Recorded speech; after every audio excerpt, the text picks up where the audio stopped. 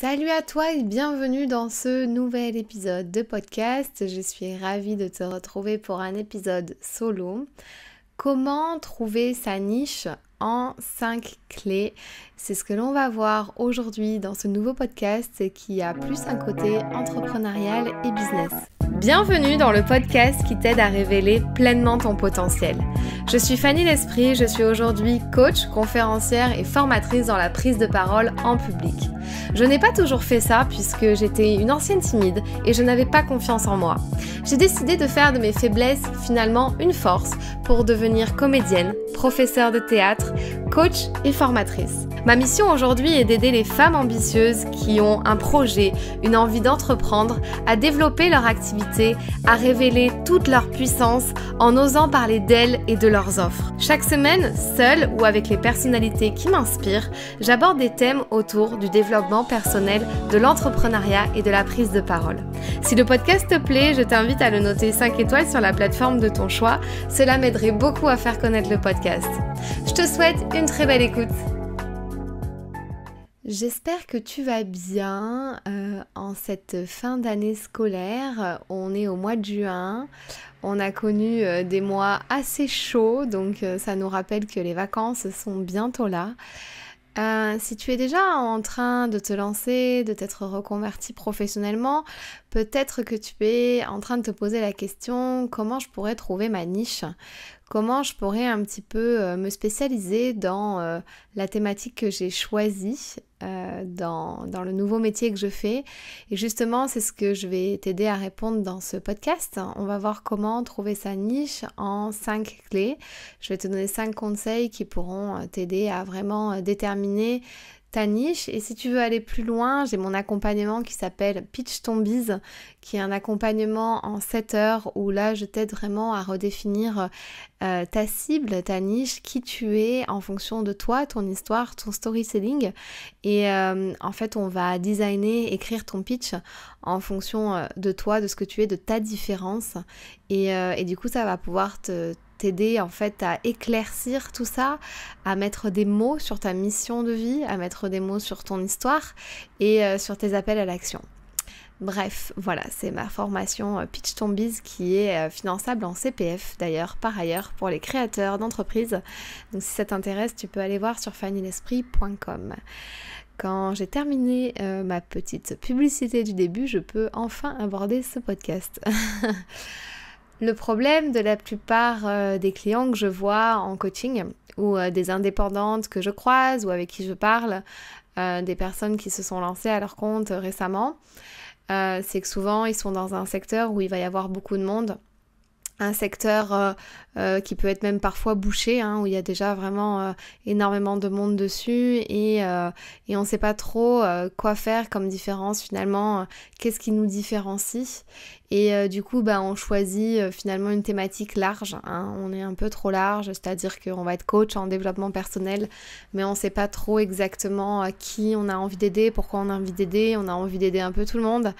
Je prends souvent cet exemple de finalement, c'est vrai, quand on est hypnothérapeute, eh bien, on peut autant aider quelqu'un qui n'a pas confiance en lui que quelqu'un qui a besoin d'arrêter de fumer, qui a besoin d'une performance mentale pour pouvoir faire quelque chose, un exploit sportif ou quelque chose comme ça. Donc, c'est vrai que parfois, on peut avoir cette cible qui est très très large et en même temps on peut avoir des valeurs et une mission qui est regroupée autour de cette cible qui est assez large. Et puis parfois il faut se spécialiser pour pouvoir être différent, pour pouvoir être la référence dans son domaine. C'est les termes que j'utilise, c'est vraiment être la référence, dans son domaine, se dire en fait si j'ai quelqu'un à te conseiller pour ça, je te conseille d'aller voir lui, d'aller voir un tel ou un tel. Et là, c'est qu'on est devenu une référence dans son domaine. Et alors, je sais que parfois, plein de clients me disent « Oui, mais moi, j'ai pas trop envie de me spécialiser, j'ai envie de tout faire. » Mais ça, on va voir en quoi c'est peut-être problématique de vouloir rester trop large. En fait, une niche, c'est un segment d'un marché plus vaste qui se caractérise par une audience ayant ses propres besoins, ses propres préférences et sa propre identité. Donc elle représente donc une toute partie d'un très grand marché. Par exemple, une entreprise de coaching qui va se spécialiser dans accompagner les mamans débordées à mieux s'organiser au quotidien. Vous voyez, on est sur du développement personnel, on est sur cette thématique-là, on est sur la thématique de l'organisation qui reste encore une thématique assez large, hein, savoir s'organiser, être productif. Mais là, on va aller cibler les mamans qui sont débordées. Donc on touche une certaine partie de la population. Pratiquement tous les marchés peuvent être à l'origine de niches en fonction des préférences et des besoins de la cible et on peut définir facilement une niche avec des critères plus courants, le prix, l'âge, le sexe, la qualité d'un produit, les centres d'intérêt, la localisation, etc. Donc parfois sur un marché local, on va dire que sa niche c'est pour les personnes qui ont par exemple beaucoup de moyens, donc on va être sur une niche de luxe.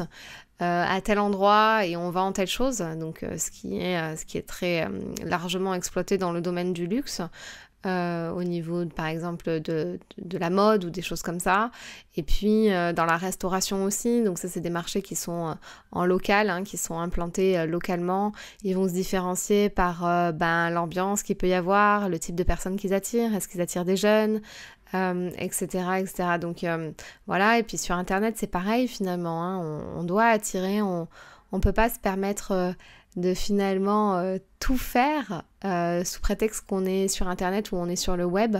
Il faut aussi se différencier comme on le ferait peut-être probablement parfois en local.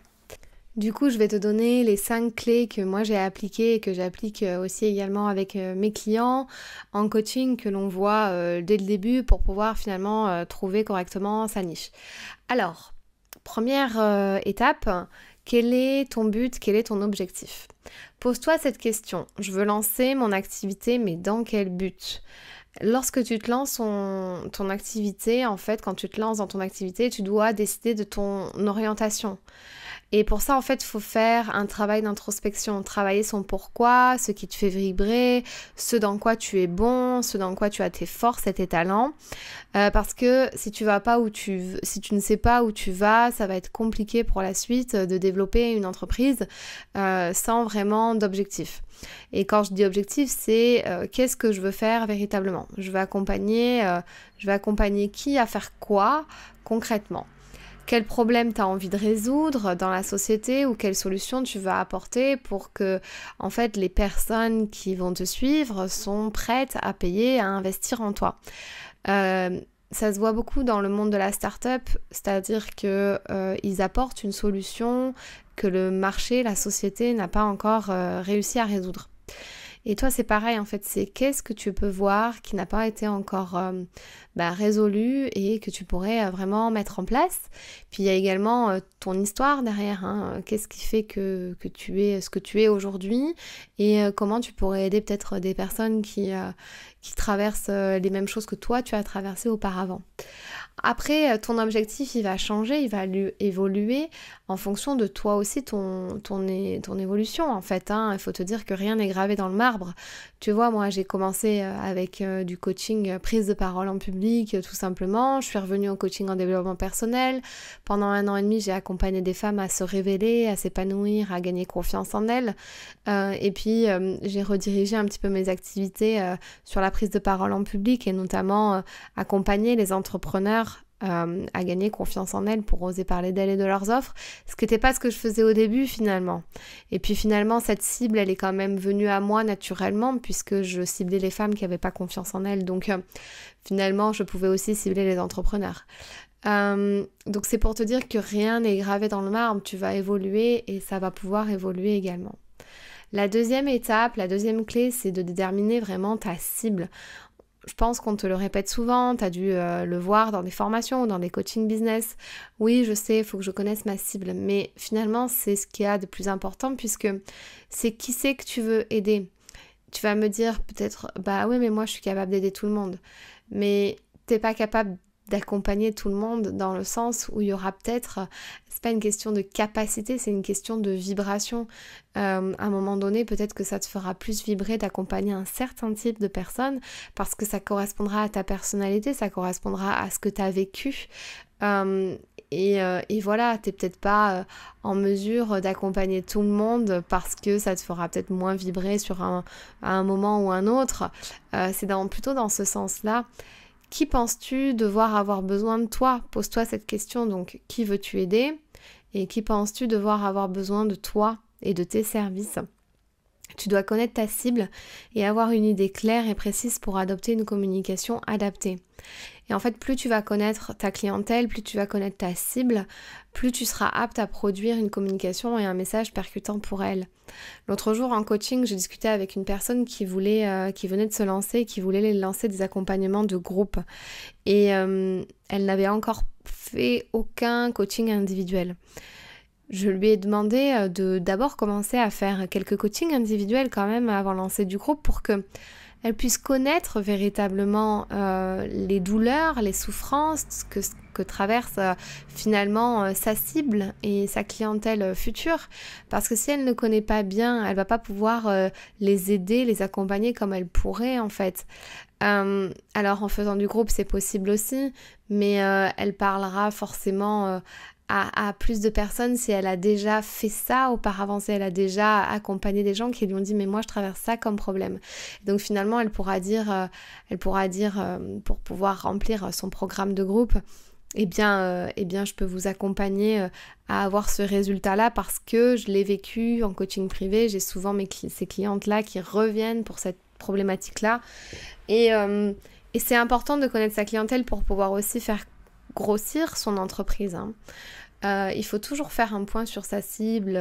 Je pense tous les 6 mois, c'est bien quand on a une entreprise de dire ok, on en est où là? Et puis c'est vrai que par rapport à moi, je me suis rendu compte que finalement, à partir de la mi-2021, à partir de l'été 2021, j'ai commencé à accompagner de plus en plus de coachs, ce qui n'était pas le cas avant. Auparavant, j'accompagnais plus de personnes individuelles, salariées. Et dans mon coaching Révélation, qui est mon coaching de 3 mois pour apprendre à se connaître et s'épanouir et avoir confiance en soi pour oser se lancer. Et finalement, dans ce programme-là, j'ai attiré des coachs. Et je me suis dit, ok, il y a peut-être quelque chose à faire là. Donc en fait, la cible, elle évolue aussi également. Et c'est parce que j'ai appris à la connaître que j'ai pu répondre vraiment aux attentes par la suite, en parlant directement à ces personnes-là qui sont venues me voir. En fait, aussi depuis un certain temps, le marché il fait face à des consommateurs de plus en plus avertis et soucieux de mieux consommer. Donc en fait, il est aussi nécessaire de prendre en compte les convictions pour déterminer de façon précise votre cible. En fait, maintenant, on arrive sur une époque où les gens sont de plus en plus exigeants et ils consomment très vite. Ils consomment très vite, ils veulent se développer personnellement très vite, ils veulent faire plein de choses très vite. Donc quand on est indépendant, quand on est seul dans son coin et qu'on développe toute notre entreprise, c'est vrai que parfois ça peut être compliqué de répondre à toute cette productivité mise en place par des grosses boîtes, des grosses entreprises ou poursuivre tout simplement le rythme du marché et de la société. C'est pour ça qu'il ne faut pas non plus trop s'éparpiller pour ne pas perdre de temps finalement. Cibler des personnes en particulier va vous permettre de vous raccrocher à une cible qui est là, qui est présente, qui a besoin de vous. Parce que finalement, si vous ciblez tout le monde, c'est vous ciblez personne à la fois.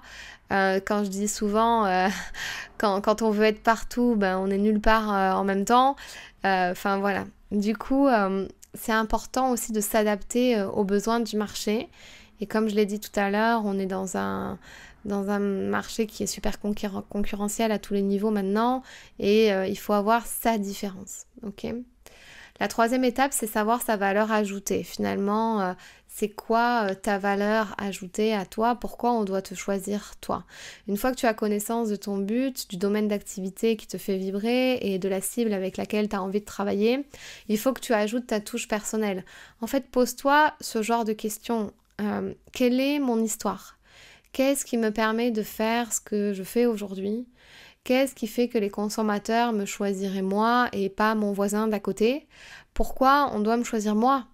Et ça, c'est des questions que généralement, on n'aime pas trop en coaching parce que ça fait creuser, ça fait connaître sa différence et c'est des techniques un peu au niveau de la vente.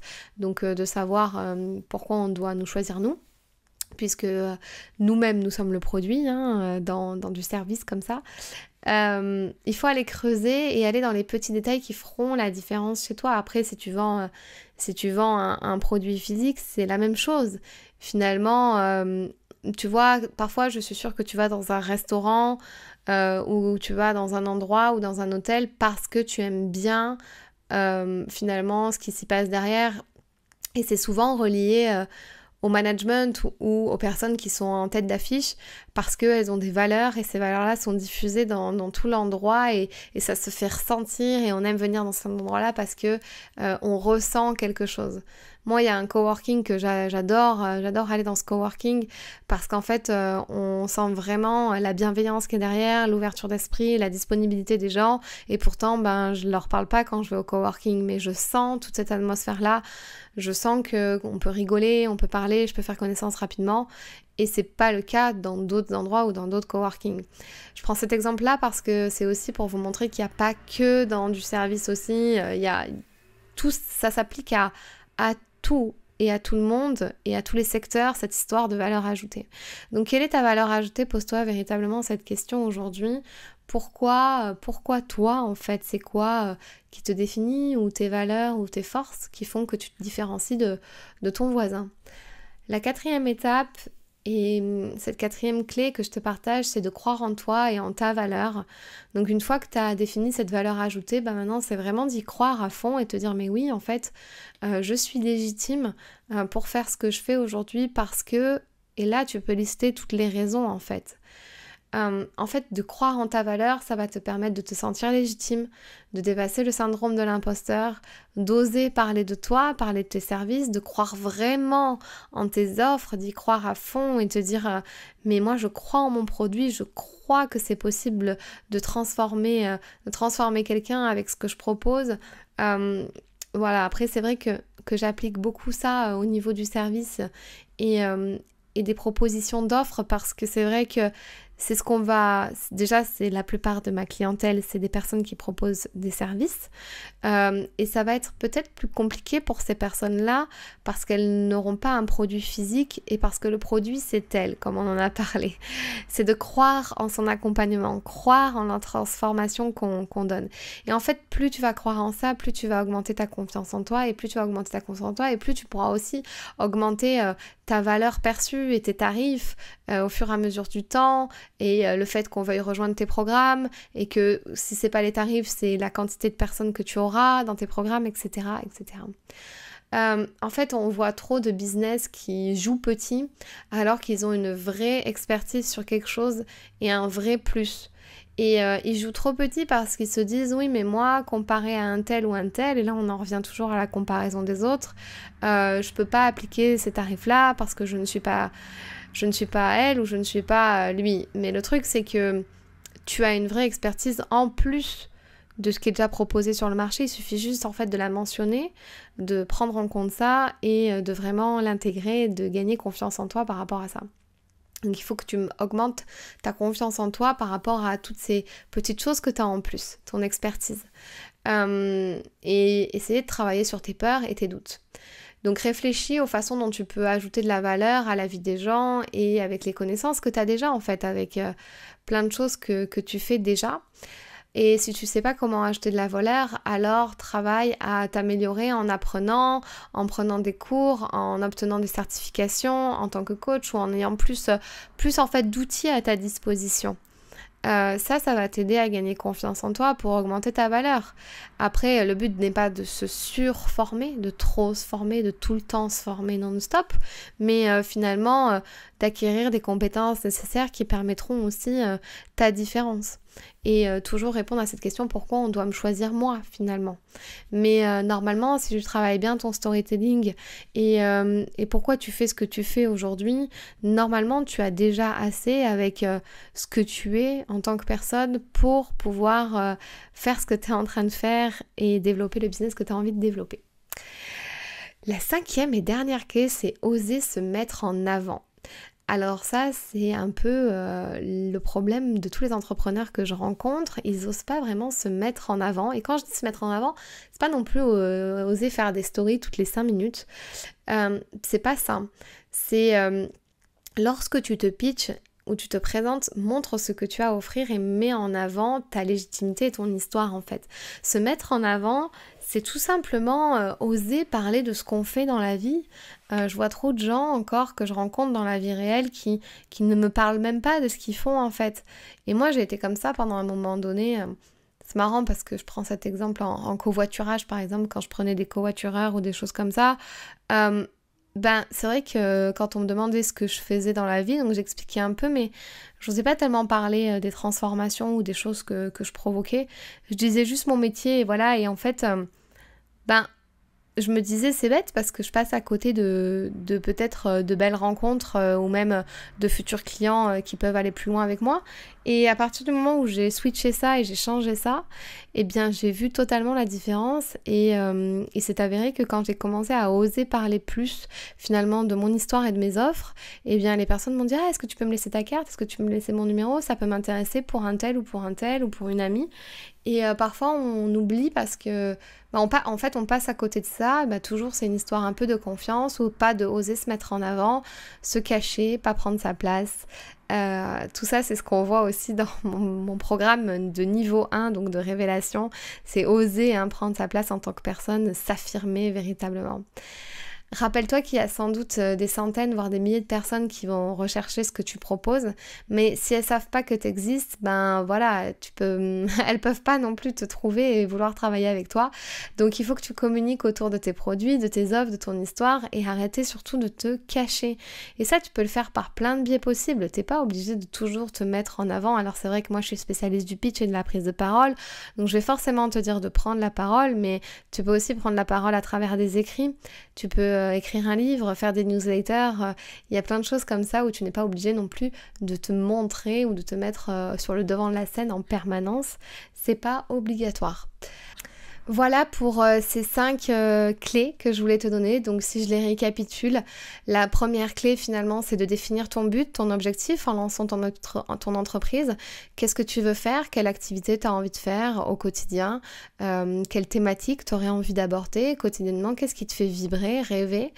Quelle est ta cible finalement? Quelles sont les personnes que tu as envie d'accompagner? Pareil, tes clients idéaux, ceux que tu as vraiment envie d'avoir, donc détermine-les bien.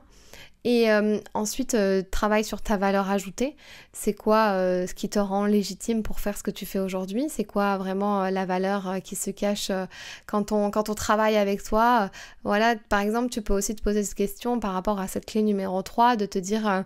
En fait, j'ai travaillé avec Fanny parce qu'elle a ce côté très, et bon, souvent on va dire très un peu théâtre, artistique, elle va savoir cerner vite les personnalités et c'est ce qu'on retient de moi, donc ça, c'est ma valeur ajoutée. Et si tu sais pas quelle est ta valeur ajoutée, tu peux aussi demander dans ton entourage ou demander aux clients que tu as déjà accompagnés.